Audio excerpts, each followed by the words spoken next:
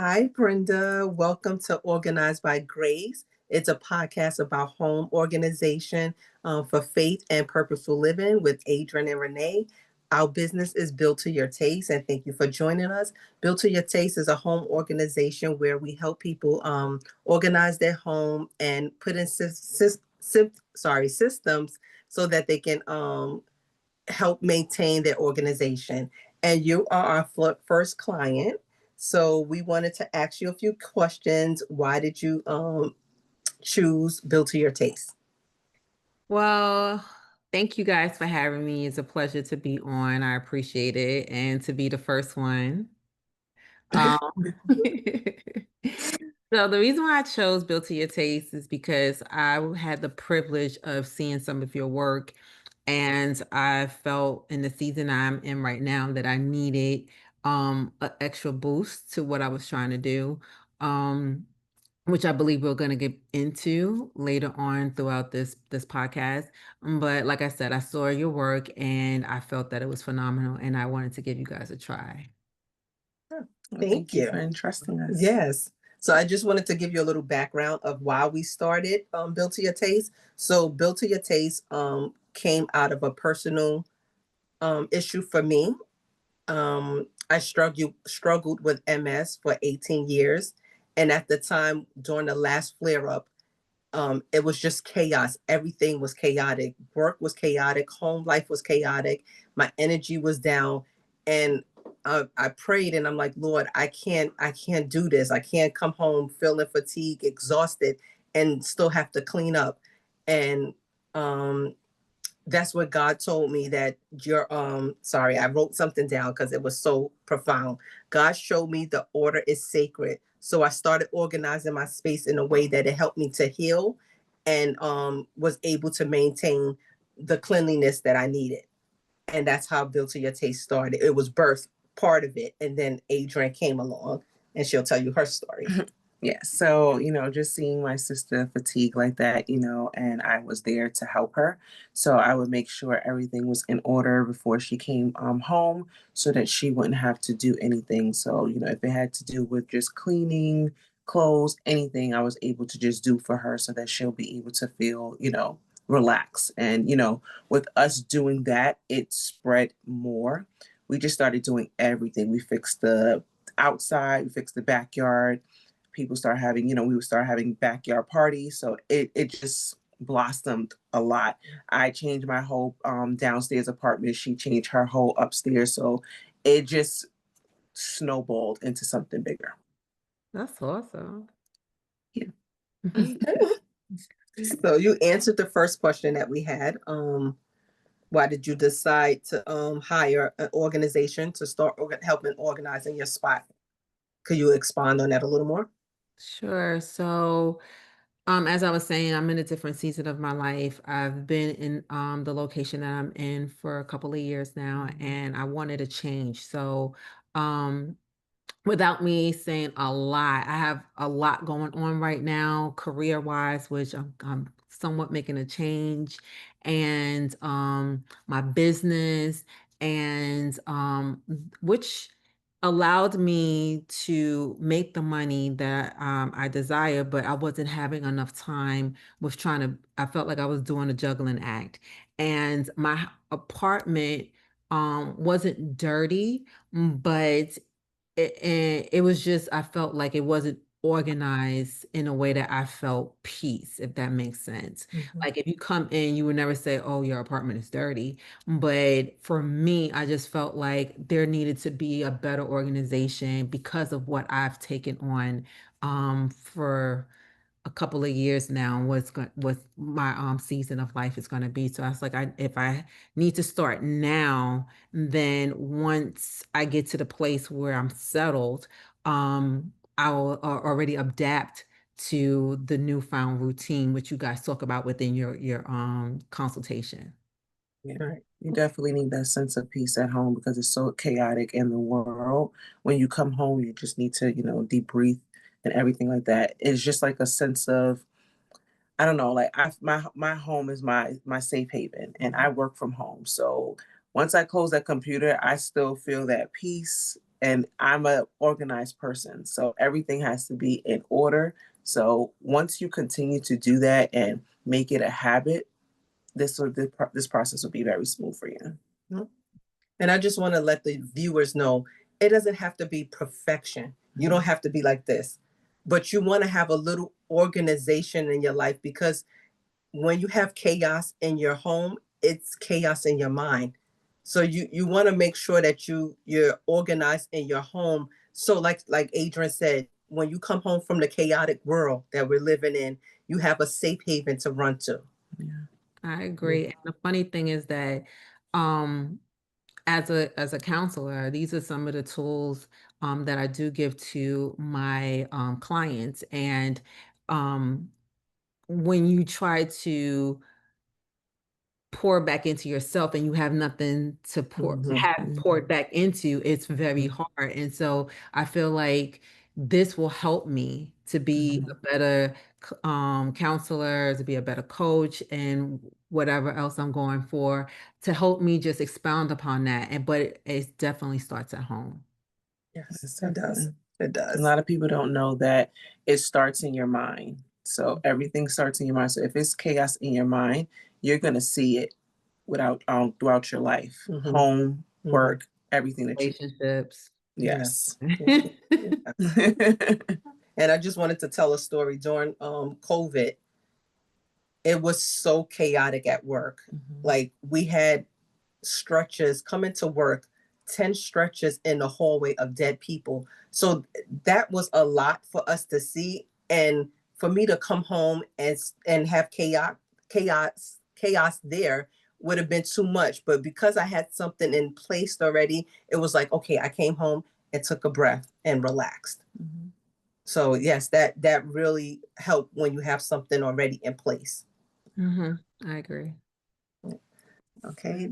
The other question, what was the most challenging part of this process? The most challenging part of this process, I believe, was me telling myself that I didn't need something. I think for me in the very beginning, everything felt like it has some type of sentimental value to it. And after the consultation and just talking to you young ladies and figuring out the direction that I wanted to go, everything had to go. And so I mean, like everything. So there's nothing, once you guys like we continue to talk, like nothing in the house is going to be the same, and which I'm excited about. But in the very beginning, it was one of those things like, should I keep this? Like, this meant something to me in some way, but I'm ready to just Release it. Yes. One thing I live by is that if you don't use it 1 to 2 years, then you're not gonna ever use it. So you might as well just throw it away. So you should always. I don't do it, but she does. She interchanges her clothes from summer, winters, like that. All of the thank you, the seasons, and she just switches out her clothes. So that's a good way and a good thing to keep. That if you're not wearing it, if you didn't wear it last season, throw it out. You know, give it to the homeless. You know, if you keep your hand like this, you will never receive. So it's good to do things like that. So that's what I do. I don't interchange like her, but I do throw a lot of stuff away if I'm not using it, because it's just gonna become. That's how hoarding starts, and a lot of people don't see that. It starts with that, just that one little thing, like how you said, "Oh, should I keep it because it's sentimental?" No, you shouldn't keep it. Throw it out. Girl, I had pictures I was looking good in it, you know what I'm saying? Take a picture on your phone. Well, if you're gonna do that, put it in an album. Don't just keep it and just have it in a box somewhere. Put it in an album. Get more storage on your phone. Everything is on your phone. Everything is in that cloud that everybody's talking about. So put it in the cloud. Now, wait, I do agree that you should have some pictures that you do keep in an album, because what happens if your phone crash and you can't get those pictures out? So I'll take certain pictures that I like and I'll put it in an album and I'll keep an album. All right, so we'll talk a little bit about that. We'll do that then. Okay. Okay. Okay. I don't do that. We're not gonna need those pictures in heaven, okay? You're gonna capture this. That's it. Okay. The next question was, did anything surprise you about your habits or space? That's a really good question. I think what surprised me was that you were able to reimagine my space for me. What I thought was small, you made it bigger. And so what we discussed, and I think I need to also let the viewers know Built to Your Taste is not them coming in telling you what it should be. They're actually asking you pertinent questions to get you to a place where it feels like you're working alongside them and Mhm. it's you building it as they go. And so I was able to give you a vision and tell you what I wanted. And it went from my thoughts to paper to now kind of seeing it come to fruition. And so I have to say, reimagining the space was so surprising to me. No, that's good. Yeah. Mhm. Mhm. How has organization impacted your day-to-day life? Well, I think it impacts my um day-to-day life is because I don't feel like I was not about my business at work, but I think it started to make me think a little bit different on how I manage my time and everything else that goes along with it. I was telling Renee, prior to this podcast, I think we spoke yesterday, that is now also helping me to align myself like, okay, they're probably going to do this before they get here. So let me start doing it. And so I'm taking the initiative to start to do more than what I would have if I didn't contact you guys or get involved with you guys. That's great because you're starting a habit. Yeah. Yeah. You're starting it on your own. Habits are easy to start, hard to break. So that's good. You're starting a good habit. Thank you. What space in your home has changed the most, and how do you feel when you use it now? Well, it hasn't really changed because when you guys are coming and it's going to be like a big reveal, things are just coming every day, like new things. And so I think the biggest change will be the living room area and somewhat of the bedroom, even though I'm touching every room. Mhm. Mhm. Thank God I was blessed to do that because some people was like, just do one room at a time. I'm like, no, I got the money. Let's just do it all at once. Mhm. But the living room area, the common area is going to be the biggest change, and then the bedroom and the bathroom and somewhere the kitchen. But yeah, So where do you spend most of your time at? the living area. Just the living room. Okay. Okay. So that will be your main safe haven. Mm-hmm. Okay. Yeah. Especially if it's the first thing that you see when you walk into your house. It's just like you're gonna feel that sense of peace. And if you're not feeling it now, just with the changes, you're definitely gonna feel it. Mhm. I agree. And because it's an open concept, Mhm. when you walk in, it's automatically what you see. And what I envision is more so my personality coming out Mhm. and it being more glamorous than what it was. And so I think you guys nailed it of what we talked about. I just can't wait to see it like go up. Mhm.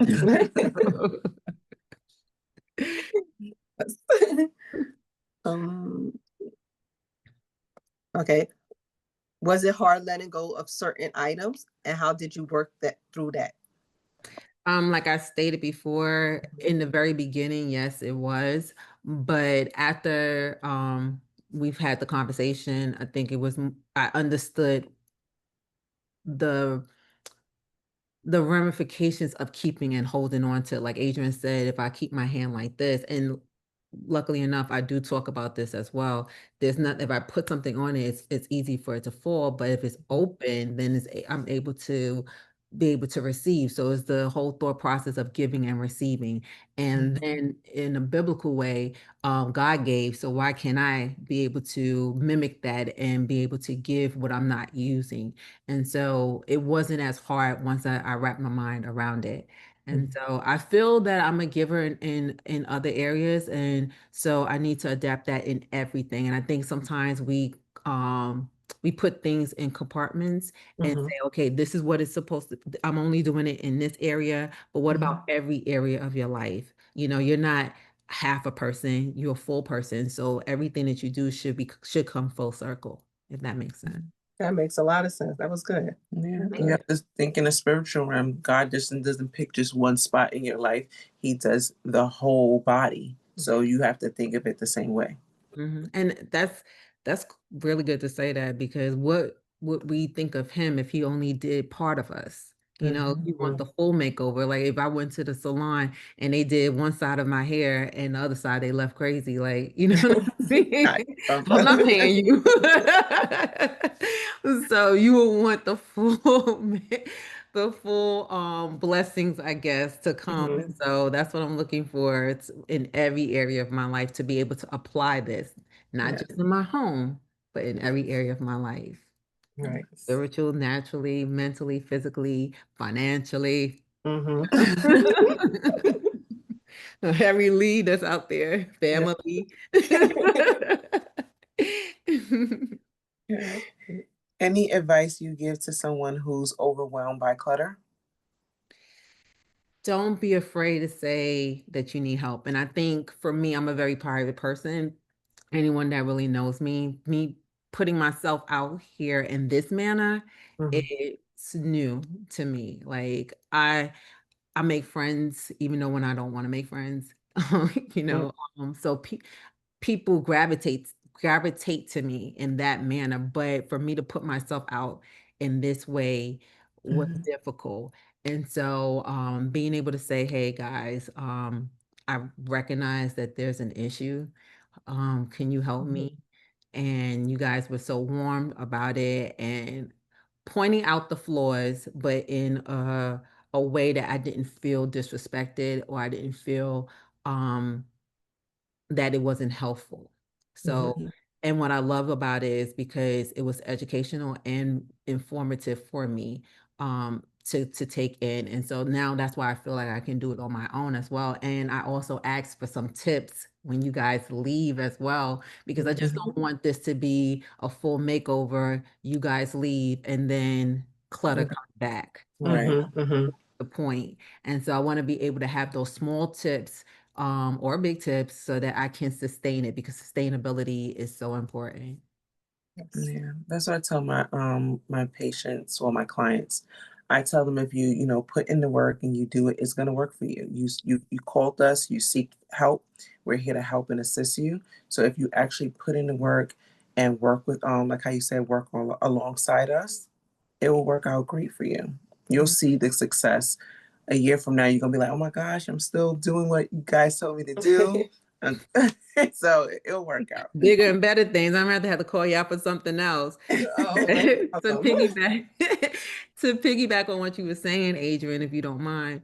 I say something a little bit differently. I do tell my patients, because what I do, I say, I can't work harder than you. I can't want this more than you. And so being able to get the information and then apply it, because knowledge is the key. If you don't use the key, what is, you just have knowledge and walking around with a key that you can't open the door, that you can open the door with, but bypassing it. And so I don't want to be that person. I don't want to be quote unquote a fool in anything and moving, there's a song, and if I'm oversharing, then let me know. But it's that song that says, so you play the fool sometimes, play the fool all the time. And I think some people just need that push. I don't think that you're not capable of doing it. I just think that it's just it came full circle. So now it's like in your face and you're like, okay, I need to do something. And you shouldn't have to wait until it's like in your face. You should just do something when it's small before it grows. So you just need that push, and we're here to, just give you that push. But I do want to say that sometimes it's trauma. It may be trauma behind why your house is cluttered.